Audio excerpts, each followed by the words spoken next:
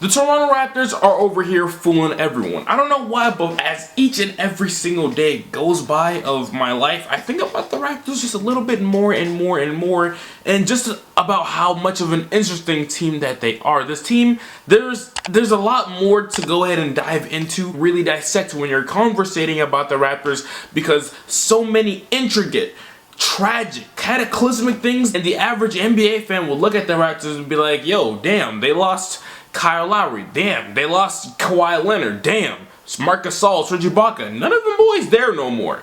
And a lot of those dudes are of course, all of the most important players on that championship roster that they had back in 2019. My bad. So the Raptors, if you were to look at them and as an average NBA fan, a casual NBA fan who watches the NBA just whenever they have the time to, you look at the Toronto Raptors as a rebuilding team.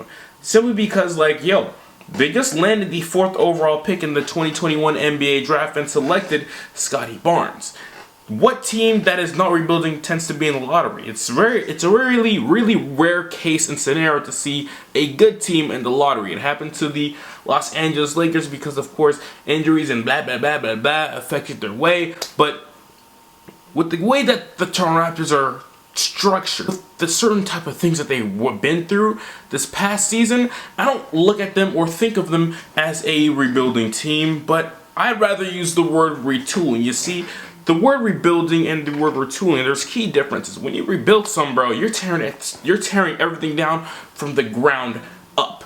Nothing exists no more, or damn near nothing exists no more. What the Charlotte Hornets are doing right now with LaMelo Ball, they tore everything down. Malik Monk, Kemba Walker, none of them boys that you originally think of when you think of the Charlotte Hornets, they're not there no more. They're rebuilding completely from square one. Another team that I could use as an example are the Detroit Pistons. And yo, they had, it's so tragic, but they had Andre Drummond as their franchise player. That is so depressing, and that just summed up their basketball that they've played over the past 7 to 8 years. That is rebuilding, cleaning the house. The Toronto Raptors do not have to do any of that because it's not necessary. A lot of the players that they won a championship with back in 2019, so with the Toronto Raptors, they're really fortunate and lucky to be in this position. I believe it's one of the best positions and states to be in as an NBA team. They have championship DNA on their roster still, bro. There are not no scrubs. So when you rebuild, of course, like I said, you clean out the house, and you don't want nothing a part of whatever you used to have. You don't even want to be remembered by anything. But when you're retooling, that means that, hey, yo, you still have some good parts left when it comes to whatever you're trying to construct.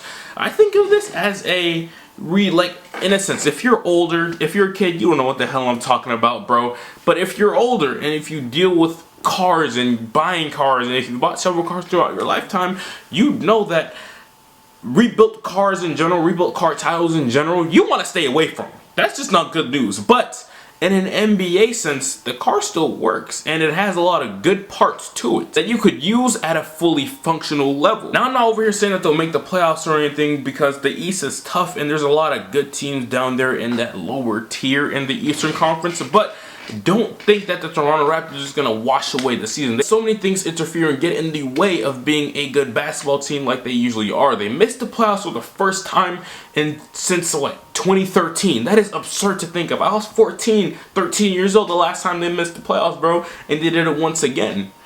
Why did they do that? Well, for one, of course, this is not an excuse only for them, but yo, COVID, the whole COVID protocols, they were damn near just as bad as injuries. Second thing, injuries. All of their best players on that team went through bad injuries. Guys like Pascal Siakam, bro, he had COVID. Then he lost like 15 pounds when he had that thing. And that, of course, affected him in his play. And when it comes to him getting back into basketball shape, it was just a mess. Then also, y'all know that he had a shoulder injury as well. Fred VanVleet missed a lot of time. Kyle Lowry, when he was a lottery, missed a lot of time. The Toronto Raptors had to deal with something that no other team had to deal with in the entire NBA. And that is not playing any home games at your home.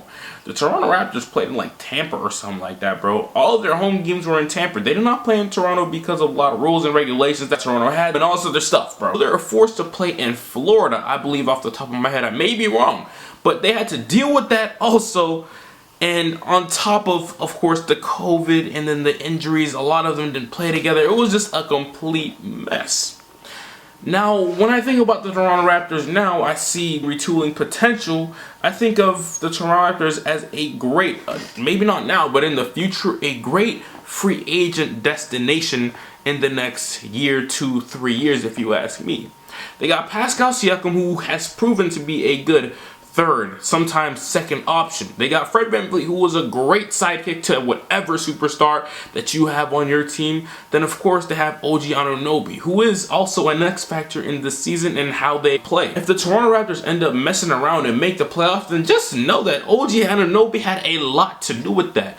A lot of y'all NBA fans over here talking about OG Anunoby may break out. A lot of people need to go ahead and watch out for him. Go ahead and create more and be more comfortable on the court, which he has shown the ability to do such things. If the Toronto Raptors are good, just know that OG Anunoby had a lot to do with it. And all those OG Anunoby's fans and supporters and people who had a lot of stock in OG Anunoby were right. You should have listened to him, bro. Why didn't you, stupid? Anyways, this is just me making this whole video and just ranting about the Toronto Raptors and how they're better than a lot of people actually think that they are. A lot of people were, during the NBA draft, like me, were bamboozled, led astray, confused, perplexed. Why they didn't draft Jalen Suggs and instead they took Scotty Barnes. You know why they didn't draft Jalen Suggs? Because of Malachi Flynn. Malachi Flynn is the point guard for their future. And also there are rumors about Jalen Suggs having a horrible workout and all those other things. But nevertheless, Malachi Flynn is that dude, and it didn't make sense for them to go ahead and have potentially a 3-guard heavy lineup, 3-guards who are small. They didn't want to step into that territory, and I like their decision more and more day by day because, of course, I like Scotty Barnes and I like Malachi Flynn, and those two will play off extremely well off of each other. So, something that I want to point out as well before I completely forget, just thinking about Scotty Barnes and the type of player that he is. He of course plays with a lot of emotion, super talented out there on the basketball court, don't get me wrong, but I want to focus on the other things. He plays with a lot of emotion and heart, and he has a specific swagger to him that a lot of fans like me just naturally are drawn to. His energy is just, you can't block it out, bro. You can't block it out. His energy is that crazy. And when I think about a player with a lot of heart and stuff like that on the Toronto Raptors, I think of Kyle Lowry. Kyle Lowry does a lot for the Raptors. On the court, also their stuff, but when it comes to the heart and being the leader that he is, the Raptors that's gonna hurt. They're gonna feel that. But having someone like Scotty Barnes eases the pain just a little bit because he brings that same type of infectious as COVID. I'm not gonna lie, I don't know if that was a good joke or a bad joke.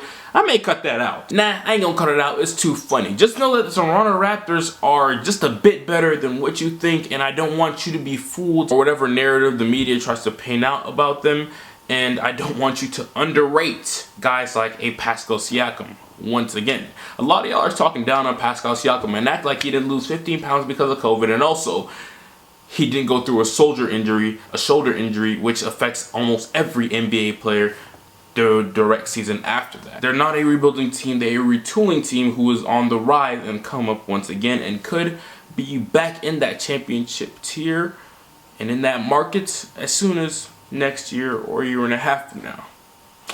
This is Mojo99. Go ahead and leave a like, comment, share, subscribe, and all that stuff. I really need you to go ahead and leave a like because, of course, like I said, channel been struggling, bro, and when I see numbers go up, I hate that it makes me happy, but it makes me happy. So go ahead and do all that stuff, and outside of everything that I just said, make sure you make your day great. Until then, I'll get right with you.